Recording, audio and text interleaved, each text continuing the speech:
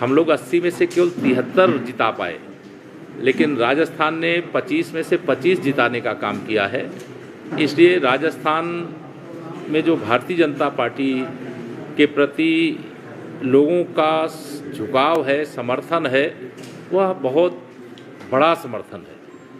क्योंकि 2018 के चुनाव में कांग्रेस पार्टी ने श्री अशोक गहलोत जी की अगुवाई में झूठे वादे किए और मैंने कई जगह यहाँ की जनता से सवाल किया था कि क्या जो वादे कांग्रेस पार्टी ने 2018 के विधानसभा चुनाव से पहले किए थे उनको पूरा किया क्या।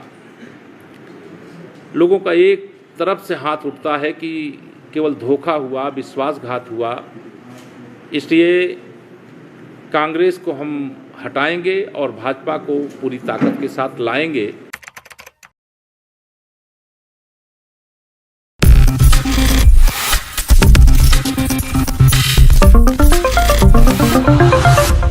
और नेतागण हमारे प्रदेश के भी और हमारे ज़िले के भी और जो चुनाव की दृष्टि से भी जो कमेटी बनी है इस दृष्टि से भी, और जो राजस्थान में सत्ता जो भ्रष्ट है, जो गरीब विरोधी है, जो किसान विरोधी है, जो महिला विरोधी है, जो अपराधियों को संरक्षण करती है, माफियाओं का संरक्षण करती है, दंगा करने वालों का संरक्षण करती है, भ्रष्टाचार करने वालों का संरक्षण करती है, इस सरकार को उखाड़ फेंकने के लिए परिवर्तन यात्रा जो राजस्थान प्रदेश में 4 अलग अलग क्षेत्रों से चल रही हैं। कल मैं एक यात्रा में जयपुर से अलवर तक गया था और जिस प्रकार का समर्थन और सैलाब भारतीय जनता पार्टी की परिवर्तन यात्रा के समर्थन के लिए, स्वागत के लिए, कमल खिलाने के लिए, मोदी जी के हाथों को और मजबूत बनाने के लिए उमड़ रहा है, उससे मैं पूरे विश्वास से कह सकता हूं कि 2023 के विधानसभा चुनाव में 2013 का जो विधानसभा का चुनाव का रिकॉर्ड है उसे राजस्थान की महान जनता तोड़ करके भारतीय जनता पार्टी की फिर से सरकार बनाएगी। साथ ही मुझे उत्तर प्रदेश से हूँ, इसलिए एक बात ज़रूर मैं राजस्थान के मतदाताओं को, भारतीय जनता पार्टी के कार्यकर्ताओं को इस बात का धन्यवाद दूंगा कि 2014 में माननीय नरेंद्र मोदी जी को देश का प्रधानमंत्री बनाना था। महाराष्ट्र में 25 सांसद चुने जाते हैं, उत्तर प्रदेश में 80 चुने जाते हैं।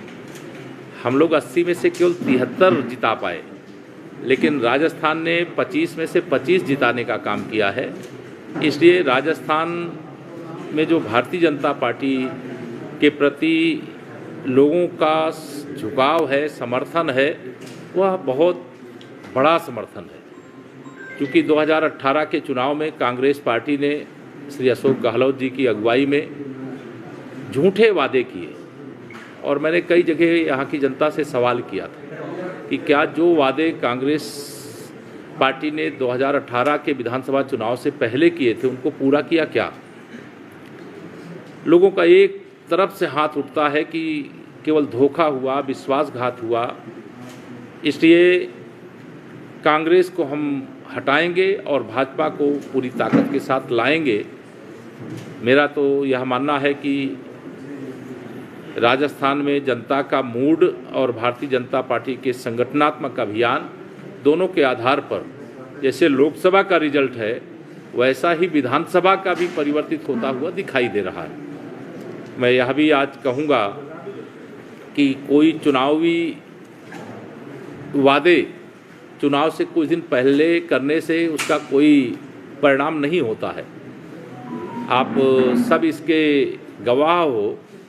हम लोग उत्तर प्रदेश से आते हैं, हमारे उत्तर प्रदेश में 96 से 97 रुपए के एवरेज में लीटर में पेट्रोल बिकता है, लेकिन आपके यहाँ मैं अभी पता कर रहा था तो यहाँ 108 रुपये लीटर।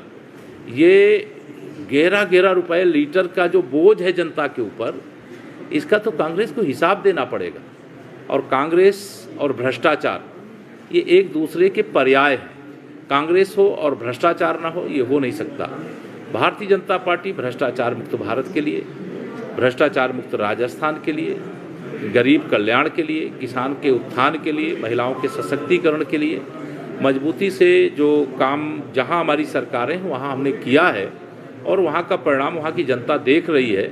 इसलिए हमें बार बार सरकार में कहीं चूक हो जाती है तो वह निश्चित तौर से 18 में थोड़े अंतर से हम लोग इनके झूठे वादों के प्रलोभन में जनता कुछ आ गई थी, इसलिए थोड़े अंतर से 1% वोट कोई बहुत बड़ा नहीं होता है, लेकिन एक बड़ी छलांग विधानसभा 2023 में जो 2018 की हार हुई है उसका हिसाब यहाँ की जनता भी चुकता करेगी, हमारे पार्टी के कार्यकर्ता भी चुकता करेंगे। सर, आप यूपी से आते हैं, अयोध्या का मंदिर आपने बना दिया, अयोध्या के बाद में अब ज्ञानवापी और मथुरा काशी के लिए क्या? देखिए, ये माननीय प्रधानमंत्री नरेंद्र मोदी जी के नेतृत्व में जब देश की बागडोर राजस्थान सहित देश की जनता ने सौंपा तो 500 साल की लड़ाई थी, जिसमें 3 लाख से अधिक राम भक्त हिंदुओं का राम जन्मभूमि पर मंदिर निर्माण के लिए बलिदान हुआ था। आज रामलला का भव्य मंदिर बनकर के तैयार हो रहा है और जनवरी में वहाँ रामलला उस स्थान पे 500 वर्ष के बाद विराजमान होंगे जो उनका वास्तविक जन्म स्थान है। यह देश के हर एक राम भक्त के लिए, हर राष्ट्रभक्त के लिए बहुत महत्वपूर्ण है। लेकिन कांग्रेस भगवान श्री राम को काल्पनिक बताती थी कि राम तो हुए ही नहीं, लेकिन जब जनता ने, राम भक्तों ने उनको सत्ता से बेदखल कर दिया तो उनको राम भी याद आ गए, हनुमान भी याद आ गए और शंकर भगवान भी याद आ गए। लेकिन हमने हर बार ये सुना है नारों के अंदर, मथुरा काशी बाकी है, मथुरा काशी बाकी है। आपको मैं बता रहा हूँ, मेरी बात पूरी हो जाने दीजिए तो आपका सवाल का जवाब भी मिल जाएगा। अभी मैं श्री राम जन्मभूमि के बारे में बताया हूँ आपको कि हम आज उस गौरवपूर्ण क्षण की प्रतीक्षा कर रहे हैं। मैं भी श्री राम जन्मभूमि आंदोलन का ही सिपाही हूँ और वही लड़ाई लड़ते लड़ते और राजनीतिक क्षेत्र में मुझे आज सेवा का मौका मिला है। अयोध्या के बाद काशी और मथुरा की जो आप बात कर रहे हैं, काशी आपका जाना नहीं हुआ होगा। माननीय नरेंद्र मोदी जी के आने से पहले काशी का बाबा विश्वनाथ जी का जो धाम है वो एक बहुत छोटे सीमित क्षेत्र में था, लेकिन आज वहाँ अगर एक साथ लाखों की संख्या में लोग पहुँचते हैं तो बाबा विश्वनाथ जी का दर्शन करते हैं। एक परिसर जो जिसे आप ज्ञानव्यापी कहते हैं, ज्ञानवापी के स्थान को लेकर के जिला की वहाँ की अदालत में, उच्च न्यायालय में, सर्वोच्च न्यायालय में मुकदमा विचाराधीन है। हमें पूरा विश्वास है, इस समय एएसआई के माध्यम से सर्वे चल रहा है और उस सर्वे के आधार पर सच्चाई सामने आएगी और बाबा विश्वनाथ जी का वह धाम, वह स्थान पूरी तरह से आने वाले समय में, जैसे अयोध्या हमारा है वैसे काशी विश्वनाथ जी का स्थान भी हमारा होगा और भविष्य में मथुरा भी होगा। लेकिन यह काम भारतीय जनता पार्टी ही कर सकती है, भारतीय जनता पार्टी ही न्याय दिला सकती है। लेकिन हम सब लोग न्यायिक प्रक्रिया की प्रतीक्षा भी करेंगे और न्यायिक जो आदेश होंगे उसका पालन भी करेंगे। महिला आरक्षण को लेकर अभी हाल ही के अंदर बिल पेश